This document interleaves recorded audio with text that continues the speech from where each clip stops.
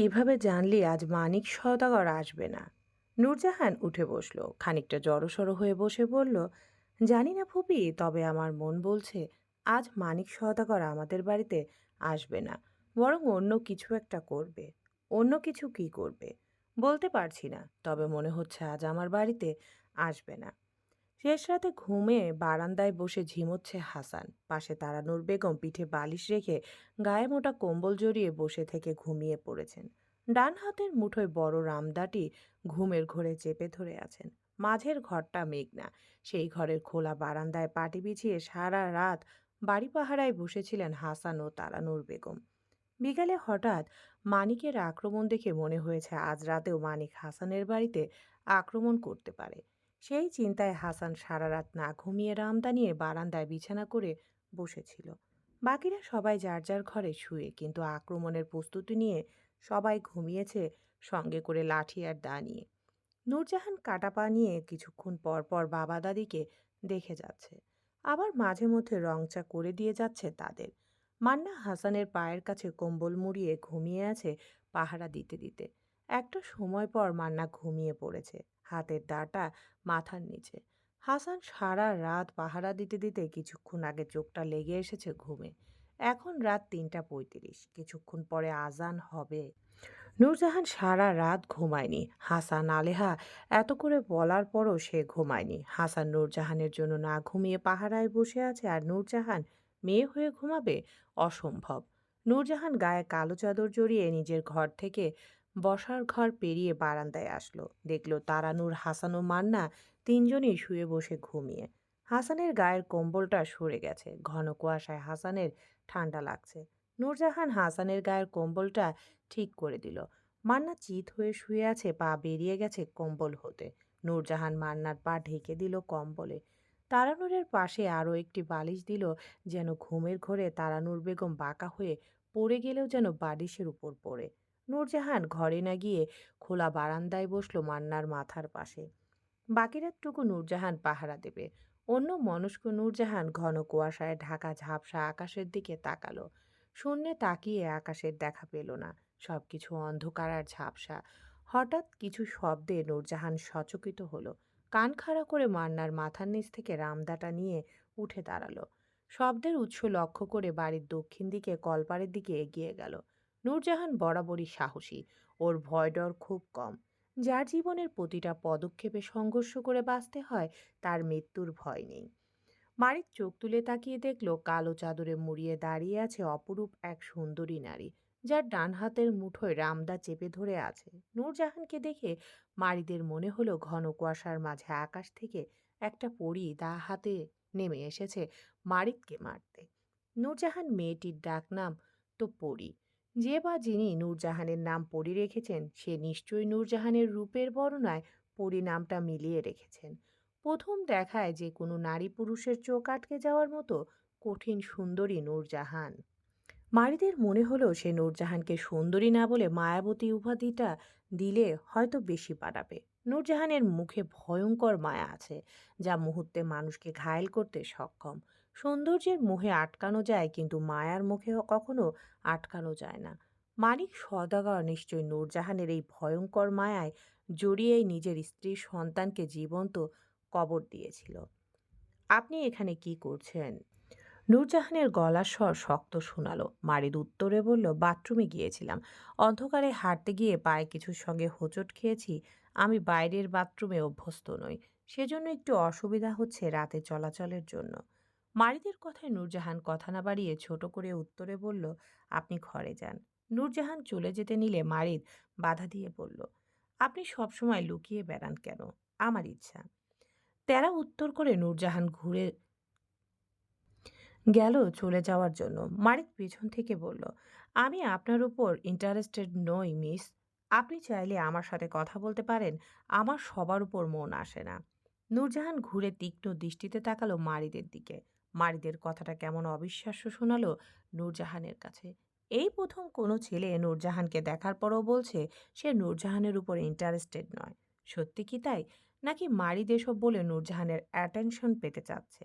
মারিদ ফের বলল, আমি কিন্তু সত্যি আপনার উপর ইন্টারেস্টেড নই মিস নূরজাহান। চাইলে বাজিয়ে দেখতে পারেন, আমি ব্যবসায়িক মানুষ হিসেবে বেশ পাক্কা, ভুল করার চান্স নেই। নূরজাহানের হঠাৎ বুক মুচড়ে উঠল মারিদের কথাবার্তায়। নূরজাহানের হঠাৎ তার ব্যবসায়িক সাহেবের কথা মনে পড়ল। মারিদের কথায় যেন নূরজাহান তার ব্যবসায়িক সাহেবের ঝলক দেখতে পেল। নূরজাহানের ব্যবসায়িক সাহেবও ঠিক এভাবেই ওদের প্রথম ফোন আলাপে বলেছিল নূরজাহানকে, আমি আপনার উপর ইন্টারেস্টেড নই মিস অপরিচিতা, আমাকে ফোন করে লাভ নেই। অথচ তারপরও দুজনের সেকেন্ড, মিনিট, ঘন্টার পর ঘন্টা কথা হতো। না চাইতেও দুজন দুজনের ভীষণ ইন্টারেস্টের জায়গায় চলে আসলো। নূরজাহানের ব্যবসায়িক সাহেব সবসময় বলতো, আমি একজন ব্যবসায়িক মানুষ মিস অপরিচিতা হিসেবে বেশ পাক্কা, চাইলে বাজিয়ে দেখতে পারেন, ফেল হব না কিন্তু। নূরজাহান তার ব্যবসায়িক সাহেবকে কখনোই চিনত না। সে তো রং নম্বরে ব্যবসায়িক সাহেবকে কল করত, সবসময় নিজের পরিচয় গোপন করে। নূরজাহান ব্যবসায়িক সাহেবের নামটা পর্যন্ত জানে না, ফোনের লোকটাকে কি তার পরিচয়, দেখতে কেমন, কিচ্ছু জানে না নূরজাহান। শুধু জানে লোকটা ঢাকায় থাকে এবং কোনো কিছুর ব্যবসা করে। নূরজাহানের ব্যবসায়িক সাহেব ব্যবসা করেন সেটাও নূরজাহান লোকটার মুখ থেকেই কয়েকবার শুনেছিল বলে সে এমনি লোকটাকে ব্যবসায়িক সাহেব বলে ডাকত। অথচ রং নাম্বারে ব্যবসায়িক সাহেব মনে করতেন নূরজাহান তাকে চিনে ফোন করত নিজের পরিচয় লুকিয়ে। কিন্তু সত্যিটা ছিল নূরজাহান কিংবা ব্যবসায়িক সাহেব কেউ কাউকে চিনত না।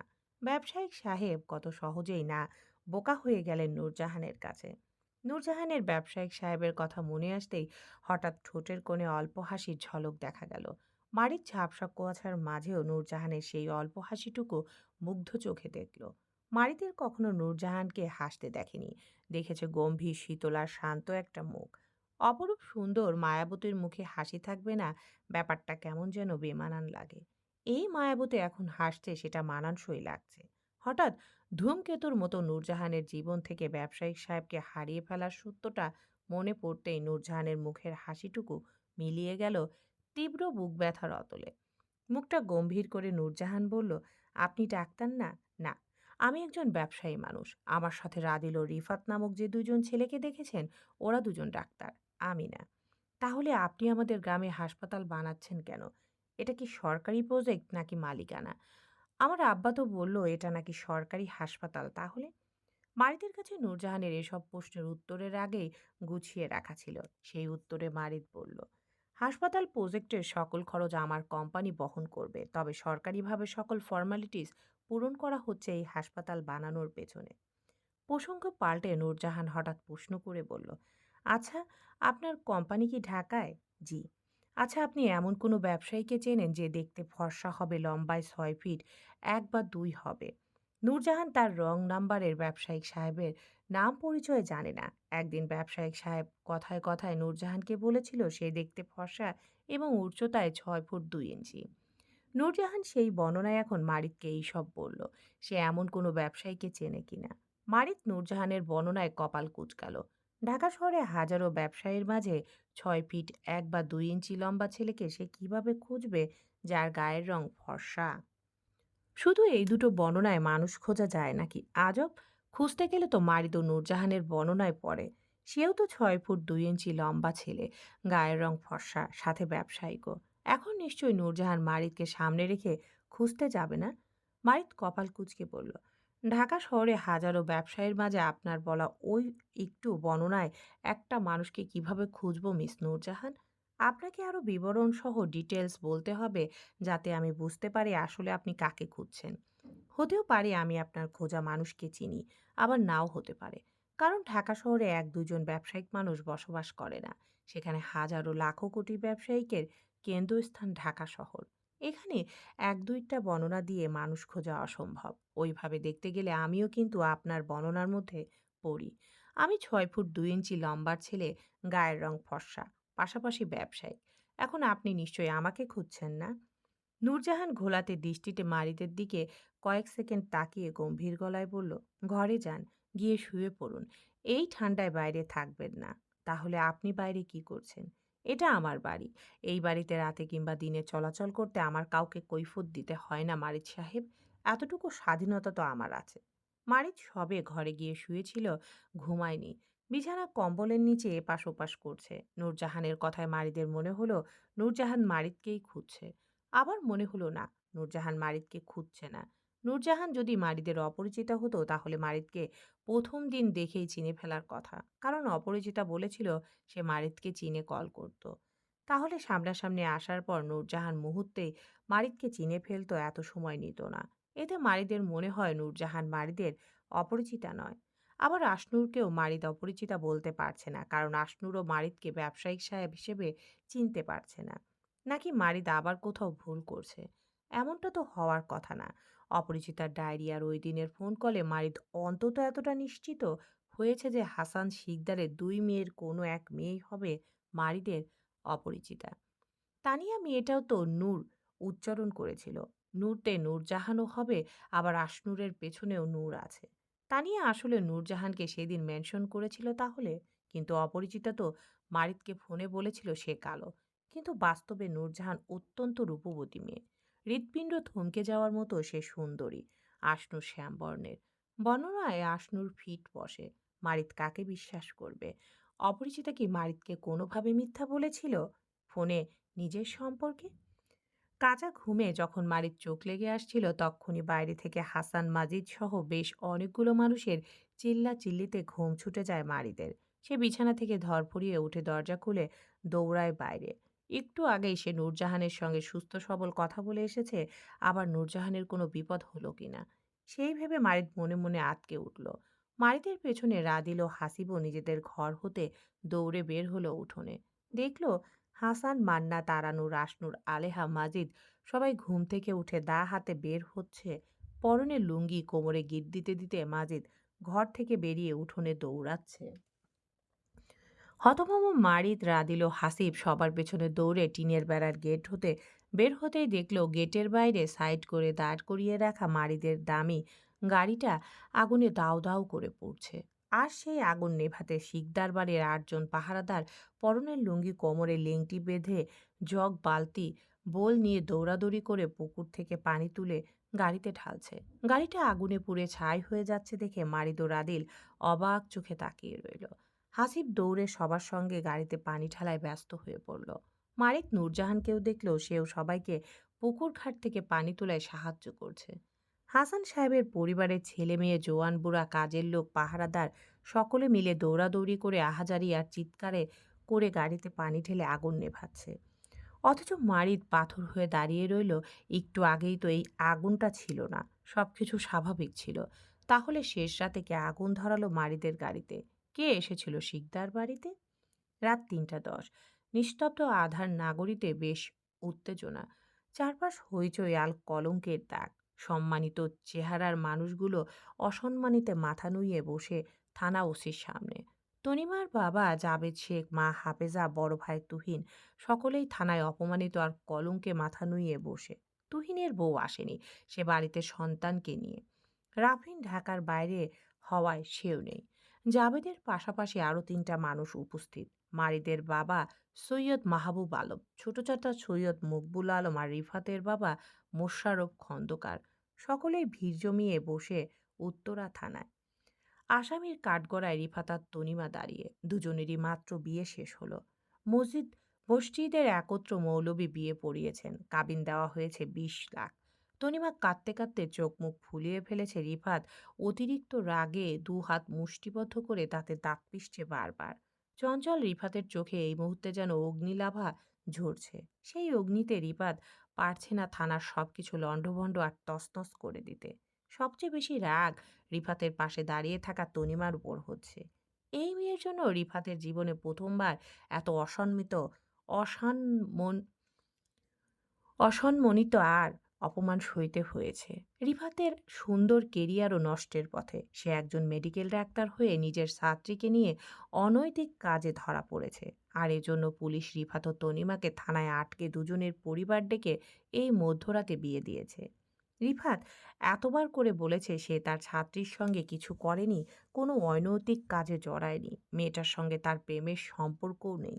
অন্য কারোর কথায় সে তনিমা মেয়েটার সঙ্গে দেখা করতে গিয়েছিল।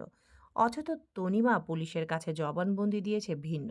তনিমা বলেছে রিফাতের সঙ্গে নাকি তার ১ বছর আগে থেকে প্রেমের সম্পর্ক ছিল, আর আজকে দুজনের প্রথম সাক্ষাৎকার ছিল। সেখান থেকে পুলিশ ভুল বুঝে দুজনকে বেআইনি কাজের জন্য থানায় ধরে এনেছে। রিফাত ও তনিমার দুই রকম জবানবন্দি হওয়ায় পুলিশ ভাবছে দুজন ধরা পড়ে মিথ্যা বলছে। রিফাত বলছে মেয়েটি তার ছাত্রী, প্রেমের সম্পর্ক নেই। আর তনিমা বলছে রিফাতের সঙ্গে 4 মাস ধরে প্রেম ছিল। যখন প্রেমের সম্পর্ক ছিল তখন তনিমা জানতো না রিফাত তার স্যার হয়। আজকে প্রথমবার দেখায় শিওর হয়েছে রিফাত তার স্যার হয়। তনিমার মা হাফিজা মেয়ের জন্য কাঁদতে কাঁদতে অস্থির। যুবক যুবতী ছেলে মেয়েরা বেআইনি কাজে আটক হলে বাংলাদেশের পুলিশ তাদের পরিবার ডাকে। থানায় বিয়ে দেওয়ার যে প্রচলন আছে তা প্রায়শই দেখা যায়। রিফাত কাবিননামায় সই করে রেগে মেগে বেরিয়ে যায় থানা থেকে। পেছন থেকে তনিমার হু হু কান্নার শব্দ শোনা যায়। রিফাতের ছোট মামা মকবুল বারবার রিফাতকে পেছন থেকে ডাকছেন না যেতে। রিফাত সবাইকে উপেক্ষা করে বেরিয়ে যায়। থমথমে পরিবেশে মারিদের বাবা সৈয়দ মাহবুব আলম জাবেদ শেখের দিকে তাকালেন। জাবেদ মাথা নুইয়ে গম্ভীর মুখে বসে। থানায় আসার পর থেকে তেমন কিছু বলতে শোনা যায়নি ওনাকে। মেয়ের দিকে তাকিয়ে 2-3 বার চোখের পানি মুছে এখন গম্ভীর মুখে চুপচাপ বসে আছেন। মাহবুব জাবেদের মনের অবস্থা বুঝে বললেন, বাবা হিসাবে আপনার মনের অবস্থাটা বুঝতে পারছি জাবেদ সাহেব। আমি আপনাকে সান্ত্বনা দিচ্ছি না, তবে এতটুকু বলতে পারি আপনার মেয়ের অমর্যাদা আমার ভাগ্নের ঘরে হবে না। বিয়েটা যেভাবেই হয়ে থাকুক আমরা আমাদের ভাগ্নের বউকে সসম্মানে ঘরে তুলব ইনশাআল্লাহ। মন ছোট করবেন না জাবেদ সাহেব। আপনারা এখন বাসায় যান, রেস্ট নিন। কাল সন্ধ্যায় আমাদের বাড়ি থেকে লোকজন যাবে আপনার মেয়েকে দেখতে। সময় নিয়ে দুই পরিবার আলোচনা করে না হয় একটা আনুষ্ঠানিক বিয়ের তারিখ ঠিক করলাম। হাফেজা কালো বোরকা আর নেকাব পরেছিলেন। তিনিও নত মাথা উঁচিয়ে তাকালেন মাহবুব আলমের কথায়। রিফাতের বাবা জাবেদ শেখর সম্মতি দিলেন তাতে। তুহিন তনিমার পাশে দাঁড়িয়ে। বয়স্ক জাবেদের নত মাথা আরো নত হয়ে গেল। তিনি খুব কষ্টে ভেজা গলায় আওড়ালেন, আপনাদের যা ভালো হয় সেটাই করুন, আমার কোনো কিছুতেই আপত্তি নেই। জাবেদের হার্টে 75% ব্লক, দুবার হার্ট অ্যাটাক করেছেন। এই অবস্থায় ওনার আদুরে মেয়েকে মধ্যরাতে কলেজের টিচারের সঙ্গে অনৈতিক কর্মকাণ্ডে পুলিশ ধরেছে। এই বদনামটা উনি সহজভাবে নিতে পারছেন না। সেটা ওনার ভারী গলা আর অসুস্থ ভঙ্গি বলে দিচ্ছে। হাফেজা ভয় পাচ্ছেন জাবেদ মেয়ের শোকে আবার না হার্ট অ্যাটাক করে বসেন। তিনি একদিকে মেয়ের, অন্যদিকে স্বামীর চিন্তায় দিশেহারা। থানায় হাউমাউ করে চিৎকার করতে পারছেন না, নয়তো এই মুহূর্তে চিৎকার করে কাঁদতেন তিনি। তনিমার খবরে এই নিয়ে 2 বার হাফেজা অজ্ঞান হয়েছেন। একবার থানা থেকে কল পাওয়ার সাথে সাথে অন্যবার যখন সবাই মিলে ঠিক করলো থানায় তনিমা আর রিফাতের বিয়ে পড়ানো হবে তখন। রিফাত থানা থেকে বেরিয়ে গাড়ির ইঞ্জিনের বোনেটের উপর রাগে গর্জনের সাথে ঘুষি বসালো। মারিদের নাম চিৎকার করে ডাকলো গলা ফাটিয়ে, মারিদ মারিদ কি করছিস এটা তুই, শিট শিট শিট। হাতের উল্টো পিঠে র চামড়া ছিলে ফিনকি দিয়ে রক্ত বেরোলো। রিফাত পকেট থেকে দুটো হাতে ফোন বের করে ফের মারিদকে কল করলো। বরাবরের মতোই মারিদের নাম্বারটা বন্ধ পেল। রাত 10টা থেকে মারিদ ফোন বন্ধ করে রেখেছে। রিফাত রাগ হাতের ফোনটা আছাড় মারল। মুহূর্তে ফোনের পার্টস এদিক সেদিক ছিটকে ছড়িয়ে পড়ল। রিফাত দু হাতে নিজের চুল টেনে চিৎকার করে পড়ল, মারিদ কেন করলি এটা তুই, কেন? আ হিংস্র রিফাতের রেগেমেগে গাড়ি ছুটিয়ে বেরিয়ে গেল কোথাও। কোথায় গেছে কারো জানা নেই। রিফাত এই রাতে বাড়িতেও যায়নি। রিফাতের মা শান্তা ছেলের বিয়ের খবর শুনে হাহাকার করে কাঁদছেন, আবার বারবার অজ্ঞানও হচ্ছেন। ওদিকে মারিদ, রাদিল, হাসিব কারো সাথে যোগাযোগ করতে পারছে না কেউ। আজ মারিদদের ঢাকা ফিরে আসার কথা। মারিদ ফোন করে জানিয়েছিল ওরা সন্ধ্যায় থানচি জেলা থেকে বেরিয়ে গেছে, অথচ রাত 10টার পর থেকে সকলের ফোন বন্ধ। মাহবুব আলম রিফাতের জন্য দৌড়াদৌড়ি করতে গিয়ে মারিদের খবর নেওয়ার সময় পাননি। তারপরও মাঝে 2-3 বার কল করেছিলেন রিফাতের বিষয়টা মারিদকে জানাতে, কিন্তু মারিদের নম্বর বন্ধ পাওয়া যায় আর খোঁজ করার সময় পাননি উনি। মারিদের মেজ চাচা সৈয়দ রবিউল আলমও ঢাকায় নেই। তিনি আছেন বান্দরবান জেলায় প্রশিক্ষণ কাজে। সেজন্য রিফাতের বিয়ের সময় তিনি উপস্থিত থাকতে পারেননি। 1 মার্চ 2015 ইংরেজি, নিস্তব্ধ ঋষিরাত।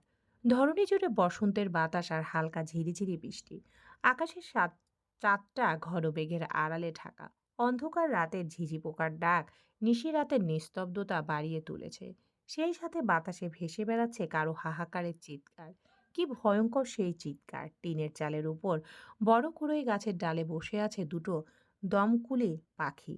মানুষের কান্নার শব্দের সাথে পাখি দুটোর কু কু ডাক মিশে ভয়ঙ্কর মৃত্যুর ধ্বনি শোনাচ্ছে।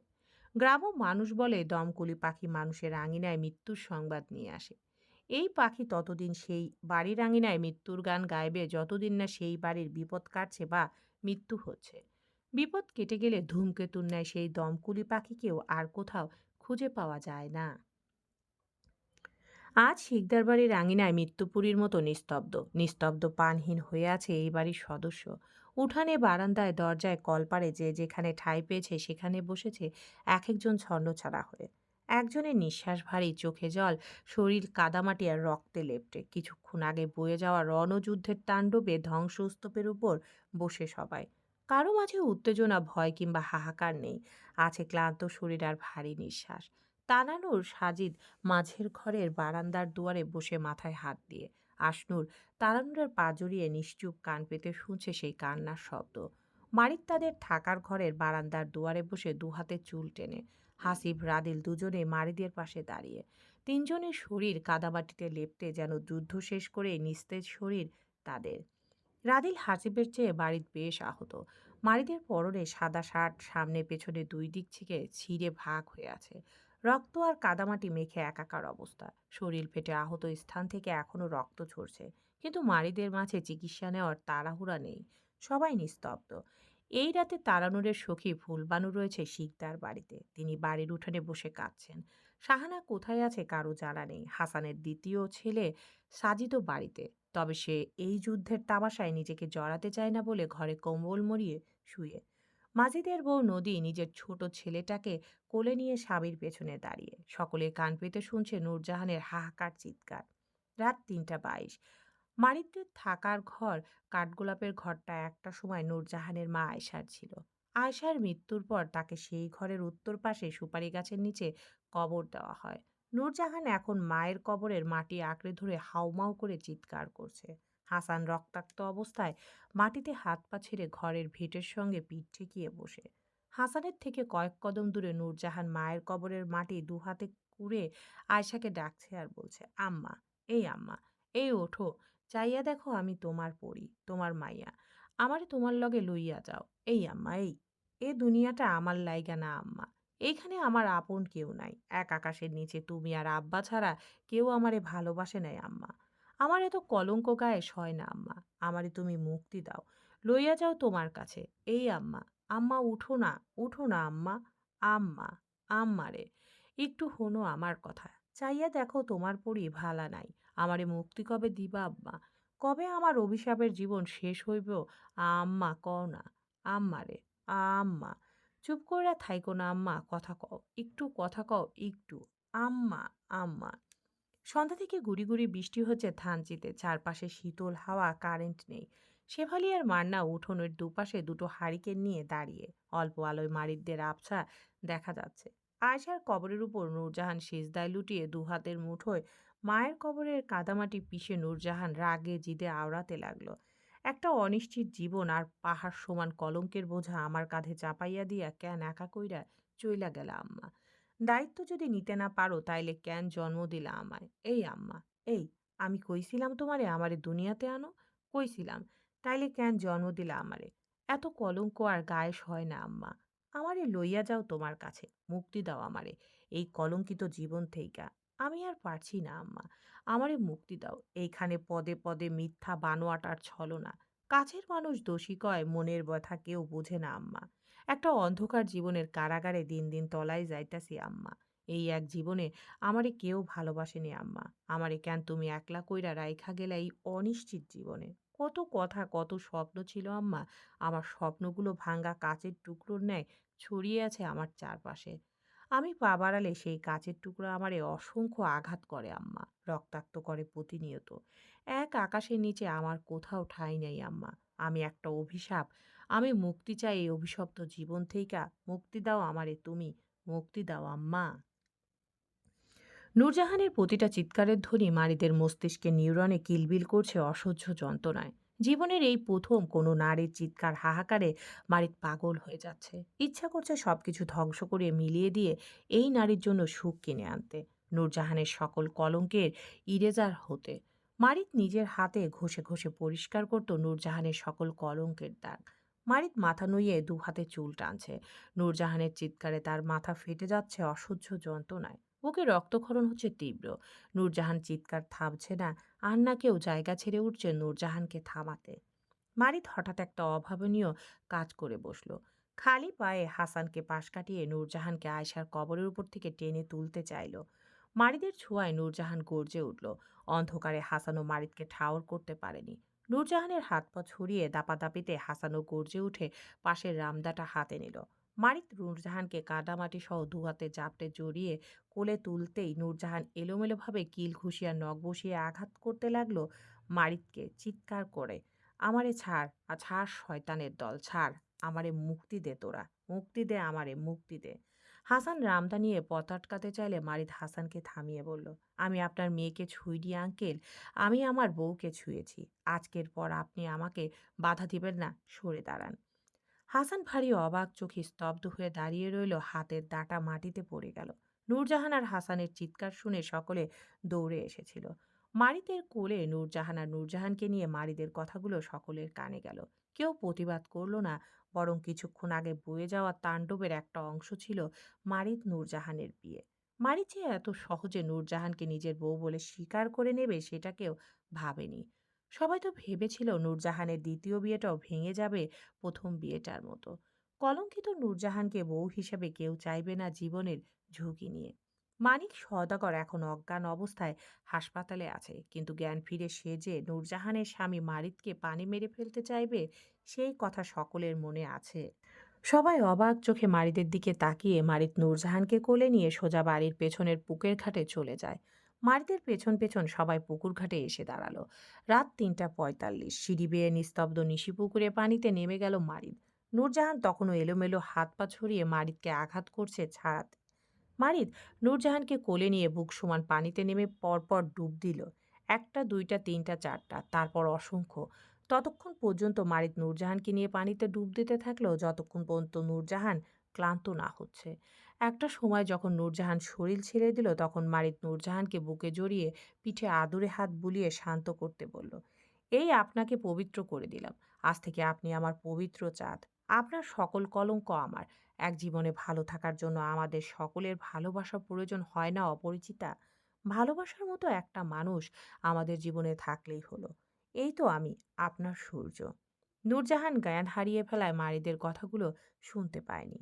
শরীরের অসংখ্য মারের দাগ আছে, দু হাতে শিকল দিয়ে বাঁধায় চামড়া ছিলে রক্ত জমাট বেঁধে কালো হয়ে আছে। মারিদ গুড়ি গুড়ি বৃষ্টিতে আরো কিছুক্ষণ পানিতে দাঁড়িয়ে রইল। তারপর অজ্ঞান নূরজাহানকে কোলে নিয়ে পানি থেকে উঠে আসলো। সকলে মারিদের মুখের দিকে তাকিয়ে মারিদ খুব শান্ত স্বরে হাসানের উদ্দেশ্যে বলল, রাত যত গভীর হয় সকাল তত নিকটে। গভীর রাত কেটে গেছে, এবার সকাল হবে। আমি নূরজাহানকে বউ হিসাবে গহন ও স্বীকৃতি দুটোই দিলাম। এই এক জীবনে আমি জীবিত অবস্থায় নূরজাহানের অমর্যাদা হতে দিব না আঙ্কেল, কথা দিলাম। ৩ দিন আগে সবকিছু শুরু হয় মারিদের গাড়ি পুরানোর রাতের পর থেকে। ৩ দিন পূর্বে মারিদের দামি গাড়িটা দগ্ধ আগুনে পুড়ে স্টিলগুলো কালো হয়ে গেছে, টায়ার গলে ছায়। গাড়ির আয়নায় কাঁচগুলো সব ভাঙা, কেউ পিটিয়ে ভেঙেছে হয়তো। মারিদ তো কিছুক্ষণ আগেই নূরজাহানের সঙ্গে কথা বলছিল, কই তখনও তো গাড়ি ঠিক ছিল। হঠাৎ শেষ রাতে কে বা কারা এসে মারিদের গাড়িতে আগুন লাগালো।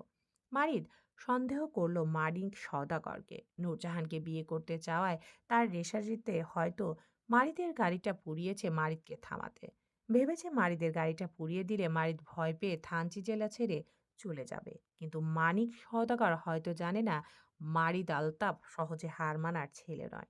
সে এমন রোড সাইড রোমিও টাইপ মানিক সওদাগরকে নখের তুড়িতে গায়েব করে ফেলতে পারে। মানিক শুধু সঠিক সময়ের অপেক্ষায়।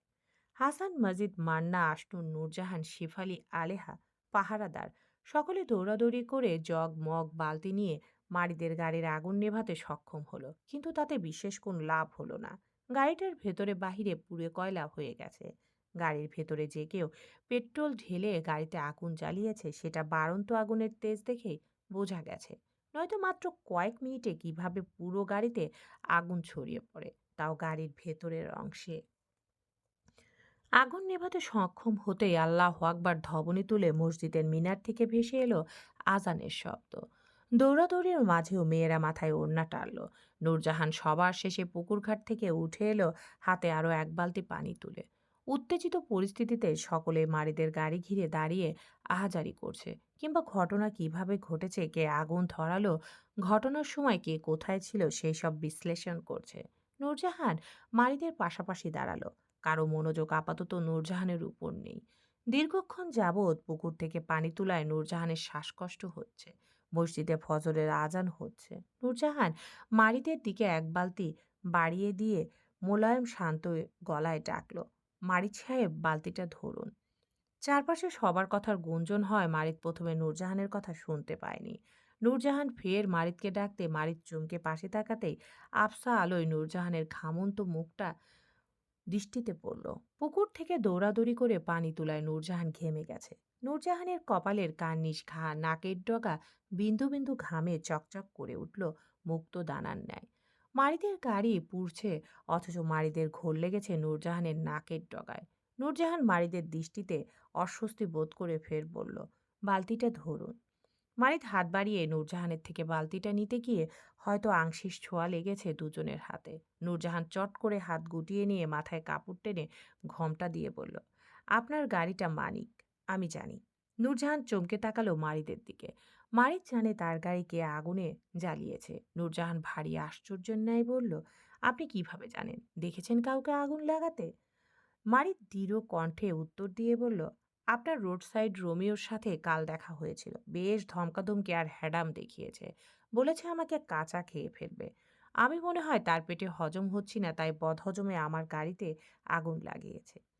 কাল বিকেলে মানিক সওদাগর ও তার ছেলেপেলেদের সঙ্গে হাসান, মাজিদ আর মারিদের হাতাহাসি হয়েছে। সেটা নূরজাহান হাসান আর মাজিদের রক্তাক্ত অবস্থা দেখেই বুঝেছিল। মানিক রাতে আবার শিকদার বাড়িতে হামলা করতে পারে সেই ভেবেই হাসান রাতে পাহারায় বসেছিল।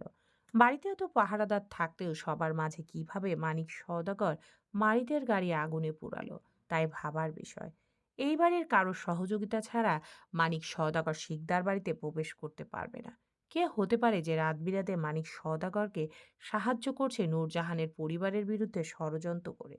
নূরজাহান ছোট করে উত্তরে বলল, মানিক সওদাগর ভালো মানুষ না, অসৎ চরিত্রের লোক। স্বার্থের জন্য উম্মাদ পাগল হয়ে যেতে পারে। আপনি আর আপনার বন্ধুরা একটু সতর্ক হয়ে থাকবেন। আপনি কি আমার জন্য চিন্তিত নূরজাহান? আপনি আমাদের বাড়ির মেহমান, আমাদের গ্রামের জন্য আশীর্বাদ স্বরূপ। আপনার ক্ষতি হোক সেটা অবশ্যই চাইব না। আপনাদের সুস্থতা কাম্য করি। কথাটা বলে নূরজাহান ফের মাথায় ঘোমটা টেনে চলে যেতে নিলে মারিদ পেছন ডাকল, নূরজাহান। কত শুধু চেনা মারিদের সেই ডাক, নূরজাহানের বুকটা হঠাৎ মুচড়ে উঠল। এই মনে হলো নূরজাহানের ব্যবসায়িক সাহেব ডাকলো নূরজাহানের নাম ধরে। নূরজাহান তৎক্ষণাৎ ঘাড় ঘুরিয়ে মারিদের দিকে তাকিয়ে জিজ্ঞাসার দৃষ্টিতে তাকিয়ে মোলায়েম স্বরে জবাব দিল, জি, কিছু বলবেন? মারিদ হঠাৎ একটা অভাবনীয় প্রশ্ন করে ফেলল নূরজাহানকে। নূরজাহানের দৃষ্টিতে দৃষ্টি রেখে বলল, আমাকে দেখে আপনার পরিচিত মনে হয় নূরজাহান, কিংবা কখনো কথা বলেছেন এমন? এই নিয়ে দুবার নূরজাহানের মনে হয়েছে মারিদের সঙ্গে নূরজাহানের ব্যবসায়িক সাহেবের কথার ধরন মিলে যাচ্ছে।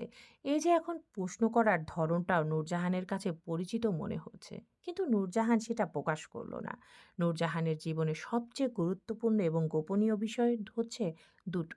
প্রথম, নূরজাহানের মা আয়েশার দেওয়া শেষ আমানতটা। দ্বিতীয়টা হলো হঠাৎ ধূমকেতুর ন্যায় আসা ব্যবসায়িক সাহেব। নূরজাহানের জীবনে প্রেম এসেছিল, আবার হারিয়েও গেছে, সেটা নূরজাহানের তানিয়া ব্যতীত কেউ জানে না। নূরজাহান কাউকে জানতে দিবে? ব্যবসায়িক সাহেব নূরজাহানের মনের এক কোণে যত্নে গোপনে রেখে যাবে আজীবন। নূরজাহান দৃষ্টি নত করে আর কথা বাড়ালো না। মনে অস্থিরতায় নূরজাহান ফের ডাগর ডাগর চোখ তুলে মারিদের দিকে তাকাতেই দুজনের চোখাচোখি হলো। নূরজাহান দ্রুত চোখ নামিয়ে বলল, না, আমার আপনাকে পরিচিত মনে হয় না। নূরজাহান দ্রুত সরে যেতে গিয়ে শাহানার তীক্ষ্ণ দৃষ্টির সঙ্গে মুখোমুখি হলো। নূরজাহান মাথা নত করল। ভিড়ের মাঝে সরে দাঁড়ালো আলেহার পাশে। শাহানা তখনও নূরজাহান আর মারিদকে তীক্ষ্ণ দৃষ্টিতে দেখল।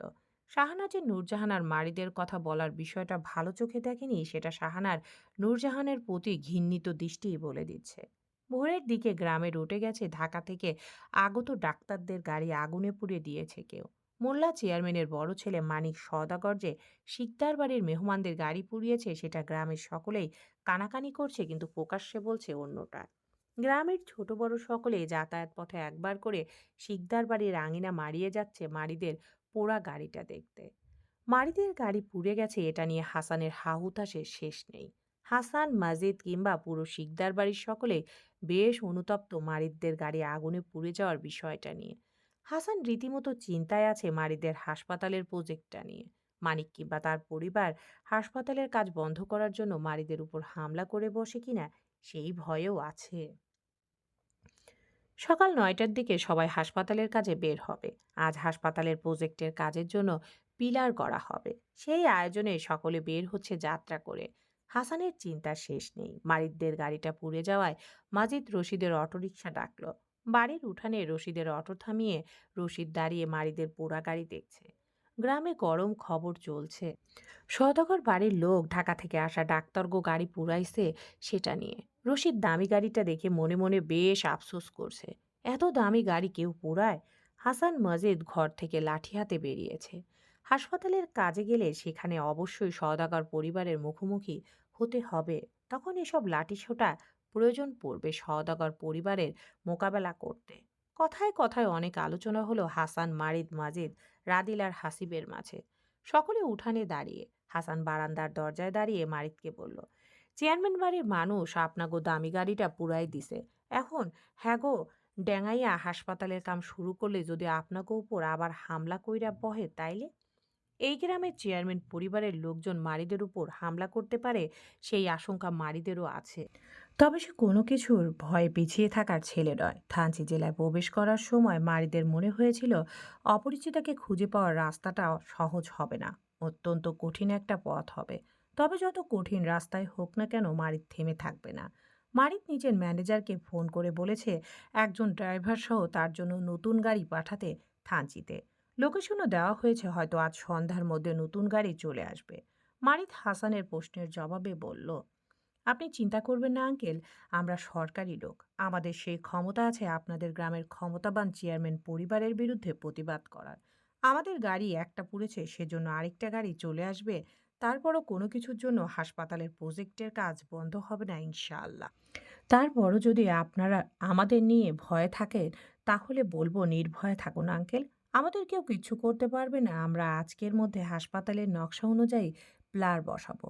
কাল পরশু ২ দিন আমি নিজে দাঁড়িয়ে কাজ দেখে পরশু সন্ধ্যায় ঢাকায় ফিরে যাব। মারিদের চলে যাবে শুনে হাসান কিছু বলার আগে মাজিদ বলল, আপনারা চলে গেলে হাসপাতালের কাজটা কে দেখবে? যদি মানিকের লোকজন হাসপাতালের কাজ বন্ধ করে দেয়? আমরা চলে গেলে হাসপাতালের যাবতীয় কাজ আঙ্কেলের দায়িত্বে থাকবে। মাজিদ ফের চিন্তিত ভঙ্গিতে বলল, চেয়ারম্যান পরিবারের মানুষ আব্বাকে হাসপাতালের কাজ করতে দিবে না মারিদ সাহেব, বাধা দিবে। মাজিদের কথাটা যুক্তিসঙ্গত। মানিক কিংবা তার পরিবার হাসানকে একা পেয়ে বিরোধিতা করবে। মারিদ হাসান মাজিদকে আশ্বস্ত করে বলল, আমাদের অনুপস্থিতিতে যাতে কেউ হাসপাতালের কাজে বাধা দিতে না পারে আমি সেই ব্যবস্থা করেই যাব মাজিদ সাহেব। আমাদের কিছু লোক আসবে একটু পর, তারা স্বরাষ্ট্রমন্ত্রী স্বাক্ষরিত নোটিশনামা নিয়ে আসবে এখানে। সেই নোটিশনামা নিয়ে আমরা থানচি জেলার বর্তমান মন্ত্রীর কাছে জমা দেব। জেলা মন্ত্রী সেই নোটিশনামায় স্বাক্ষর করে থানার কমিশনের কাছে হস্তান্তরিত করবে। এরপর তারা লিখিত অঙ্গীকার দেবে আয়শা সিদ্দিকী হাসপাতালের সকল রক্ষণাবেক্ষণ তাদের হাতের জিম্মাদার থাকবে। যদি তাদের দায়িত্বে থাকার পরও কেউ আয়শা সিদ্দিকী হাসপাতালের কাজে বাধা প্রদান করে তাহলে এর জন্য সরাসরি জেলা মন্ত্রী, পুলিশ সুপার, পুলিশ কমিশনারকে জবাবদিহি করতে হবে। তারা সঠিক জবাবদিহি করতে না পারলে পুলিশ সুপার ও পুলিশ কমিশনার চাকরিচ্যুত সহ ১ কোটি টাকা করে জরিমানা সাপেক্ষে থাকবে। আর জেলামন্ত্রী আয়শা সিদ্দিকী হাসপাতালে পুনর্নির্মাণের সকল দায়ভার খরচ সহ জেলামন্ত্রী বহন করিবেন। যদি এই অঙ্গীকার কারো একজনের দ্বারাও ভঙ্গ হয় তাহলে তার জন্য জেল জরিমানা নির্ধারিত থাকবে। বলতে পারেন সওদাগর পরিবারকে দিয়েই আমরা আমাদের কাজ করাবো। জেলা মন্ত্রী, পুলিশ সুপার ও পুলিশ কমিশনার তিনজনই চেয়ারম্যান বংশের লোক কিংবা ঘনিষ্ঠ আত্মীয় হন। সেজন্য মারিদ এই ৩ জন পদের মানুষকে জিম্মি করে আটকাতে এই নোটিশনামা বানিয়েছে সর্বোচ্চ ক্ষমতা ব্যবহার করে। স্বরাষ্ট্রমন্ত্রীর স্বাক্ষর, হাইকোর্টের আদেশ সবকিছু মিলিয়ে চুক্তি অস্বীকার করার কারো কোনো সুযোগ নেই। আবার এই নোটিশনামা মানলে চেয়ারম্যান বংশের লোকজনই জিম্মি হয়ে মারিদের হাসপাতাল বানানোর কাজে জিম্মি হয়ে মারিদের বানানো হাসপাতালের কাজ সম্পূর্ণ করে দেবে। এই নোটিশনামার ধারণা রাদিল ও হাসিবের ছিল, কিন্তু হাসান ও মাজিদের না থাকায় তারা বাকরুদ্ধ হয়ে গেল এই কাজে। মারিদের সত্যি এত ক্ষমতা থাকতে পারে সেটা হাসানের ধারণা ছিল না। সে মারিদকে সাধারণ সরকারি কর্মচারী মনে করেছিল। মারিদের কাজের প্রশংসায় হাসান ও মাজিদ দুজনেই পঞ্চমুখ। এবার হাসপাতালের কাজে মানিক সওদাগর কেন স্বয়ং জেলামন্ত্রীও বাধা দিতে পারবে না। হাসান অত্যন্ত খুশিতে উৎফুল্লতা দেখিয়ে তৎক্ষণাৎ এগিয়ে এসে মারিদের হাত দুটো টেনে হাতের উল্টো পিঠে চুমু খেয়ে বলল, আপনি আমাকে গ্যারামের লাইগা যা করতেছেন হ্যার লাইগা চির কৃতজ্ঞ থাকমু আপনার কাছে বাজান। মারিদ হাসানের হাত নিজের মুঠোয় নিয়ে বলল, আপনি আমাকে ছোট করবেন না আঙ্কেল, আমি আপনাদের জন্য কিছুই করছি না। আমি যা করছি আমার নিজের জন্য করছি, এটা আমার দায়িত্ব। হাসান সন্তুষ্ট হলো। মারিদ ছেলেটাকে হাসানের বেশ ভালো লাগে। লাখে নয় কোটিতে একটা। খুব ভালো এবং আন্তরিকতার ছেলে মারিদ। যে মা এই ছেলেকে জন্ম দিয়েছে সে মা নিশ্চয়ই খুব ভাগ্যবান এমন সোনার টুকরো ছেলে জন্ম দিয়ে। হঠাৎ কিছু মনে পড়ার মতো করে হাসান বলল, বাজান, আপনারে একখানা কথা কও। যদি কিছু মনে না করেন তাইলে আপনারে একখান কথা জিগাইতাম। জি আঙ্কেল, বলুন। হাসপাতালটা কি আপনার মায়ের নামে বানাইতেছেন? আপনার মায়ের নাম কি আয়শা সিদ্দিকী? হ্যাঁ লাইগা হাসপাতালের নাম আয়শা সিদ্দিকী রাখছেন? অপরিচিতার মায়ের নাম আয়শা সিদ্দিক। একবার কথায় কথায় অপরিচিতার সঙ্গে মারিদের ফোন আলাপে অপরিচিতা বলেছিল সে নিজের মা আয়শা সিদ্দিকের নামে কোনো একটা মানবিক সংস্থা করতে চায়, হোক সেটা স্কুল, মাদ্রাসা, এতিমখানা কিংবা হাসপাতাল। দীর্ঘ 6 মাসের ফোন আলাপে মারিদ অপরিচিতার মায়ের নামটাই জানতে পেরেছিল একবার। তাও সেদিন অপরিচিতার মায়ের মৃত্যুবার্ষিকী ছিল। মারিদ সেদিন অপরিচিতার মাকে নিয়ে বেশ কিছু প্রশ্ন করেছিল, কিন্তু অপরিচিতা একটাও উত্তর দেয়নি। শুধু বলেছিল অপরিচিতার মা মৃত, সেজন্য সে তার মায়ের নামে কোনো একটা মানবিক সংস্থা করতে চায়। সেই কথাটা মারিদের মনে ছিল। থানচি জেলাতে মারিদ শুধু অপরিচিতার খোঁজে এসেছে। হাসান সাহেবের বাড়িতে আশ্রয় শুধু অপরিচিতার জন্য নিয়েছে। এই তো, এত লড়াই করে মারিদ হাসপাতাল বানাচ্ছে সেটাও শুধু অপরিচিতার জন্য। এত কিছু যখন অপরিচিতার জন্য, তাহলে অপরিচিতার মায়ের নামে হাসপাতাল নামকরণ কেন করতে পারবে না সে?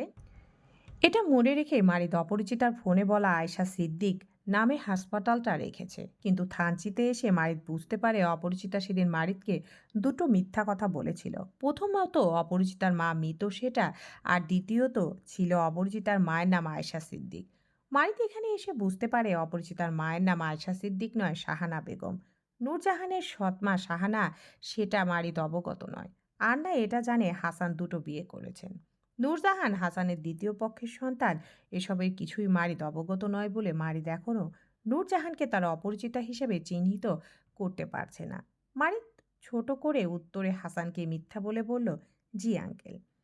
মারিদের মিথ্যাতে রাদিল কপাল কুঁচকায়। হাসান, মাজিদ আর কেউ প্রশ্ন করল না এই নিয়ে। মারিদ নিজের মায়ের নামে হাসপাতালের নামকরণ করতে পারে, এতে কারো কোনো আপত্তি নেই। কিন্তু হাসান মনে মনে বেশ উৎফুল্লতা অনুভব করলো আয়শা সিদ্দিক নামটাতেই। ওনার জীবনের শখের নারীর নাম আয়শা সিদ্দিক। এই নামের হাসপাতাল হচ্ছে এটাই বড়। চলবে ইনশাআল্লাহ।